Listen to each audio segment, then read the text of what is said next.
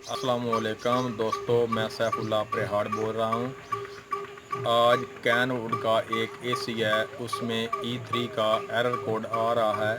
उसको किट को बाहर निकालते हैं और उसको चेक करके आपको दिखाते हैं क्या आया ये किस चीज़ का एरर कोड है।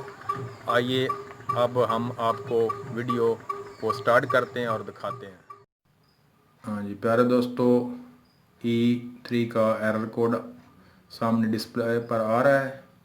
इसको चेक करते हैं कि आया ये E3 का एरर कोड किस वजह से किट में आ रहा है।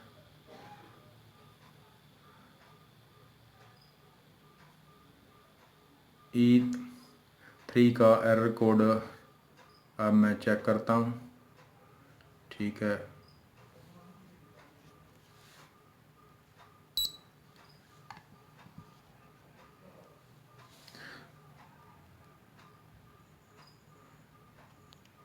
हाँ जी प्यारे दोस्तों, ये इसका सेंसर है, इसको हमने उतार लिया है। ठीक है, और दोनों सेंसरों को चेक करते हैं कि आया इनकी रीडिंग क्या आ रही है। ठीक है, अब मैं इसको मीटर से चेक करता हूँ। इसको बाहर निकाल लेते हैं। ये ट्यूब सेंसर है और ये दूसरा सेंसर है। इनकी दोनों की रीडिंग लेते हैं और चेक करते हैं। हाँ जी प्यारे दोस्तों, ये जो सेंसर है टेम्परेचर मीटर वाला, कमरे का टेम्परेचर दिखाता है, वो सेंसर ख़राब है। ये 0 रीडिंग दे रहा है। ठीक है, ये देखें 0 रीडिंग दे रहा है। और अब ट्यूब वाले सेंसर को चेक करते हैं क्या वो कितनी रीडिंग देता है। हाँ जी दोस्तों, ये ट्यूब सेंसर जो है वो बिल्कुल ठीक है, वो 15.1 की रीडिंग दे रहा है। ये ठीक है। एक इसका सेंसर ख़राब है जिसकी वजह से वो E3 का एरर दे रहा था।